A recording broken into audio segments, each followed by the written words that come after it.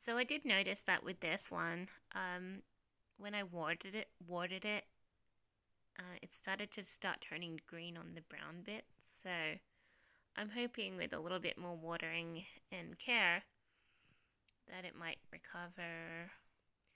I'm not sure. I know I'm supposed to like trim all this, but I think I'm gonna leave it for a little while and try and figure out, if it was just turning brown because it was dry. And this one is very interesting. I didn't realize I was reading the name as though it was some sort of mystery.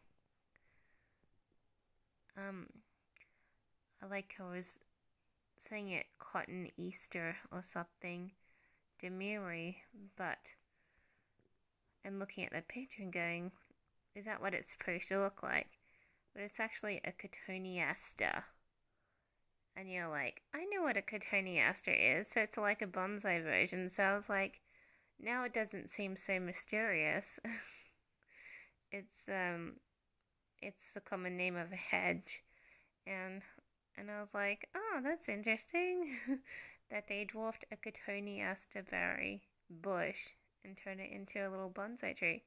So, um, it's possibly going to be a little bit made fun of when it starts to have flowers and turn out to be little moony cotoneaster berries, because there's nothing really great about the cotoneaster tree.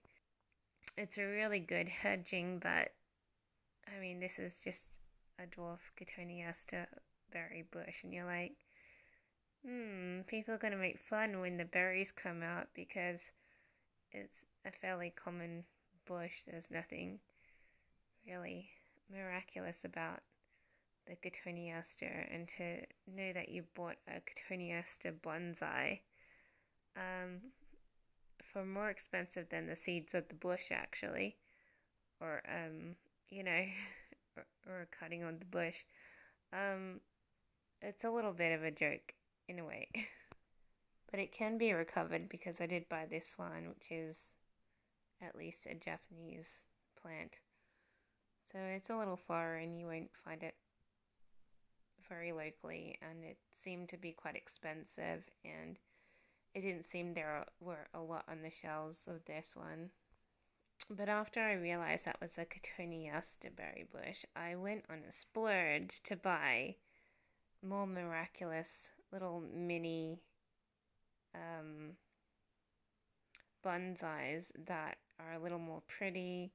People will be like, oh, that's a pretty bonsai. So I bought like 3 or 4 online yesterday, and it cost me a little bit, but with any luck, I'll be able to grow them. I was searching online to see what soil types they need, and they don't need anything that special. Just some even cactus mix. So I might get another bag of cactus mix and see if planting them just in soil will improve, because I don't particularly like the peat disc that it comes with, but I'll try soaking it for like 30 minutes or an hour and seeing how soft it turns, and then planting it on top, and then putting a little bit of soil on top as well. Um, I might even get away with using just normal soil.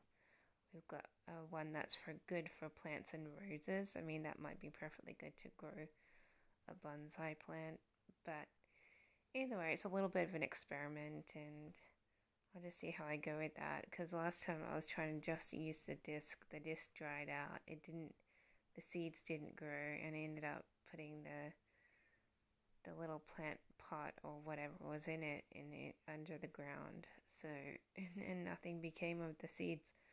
So but I think I did everything wrong. I didn't realize, I guess, that you had to soak the discs as much. I thought you could just put it on top and wet the discs, but I didn't realize you had to soak the discs. So maybe I'll come up with a different outcome.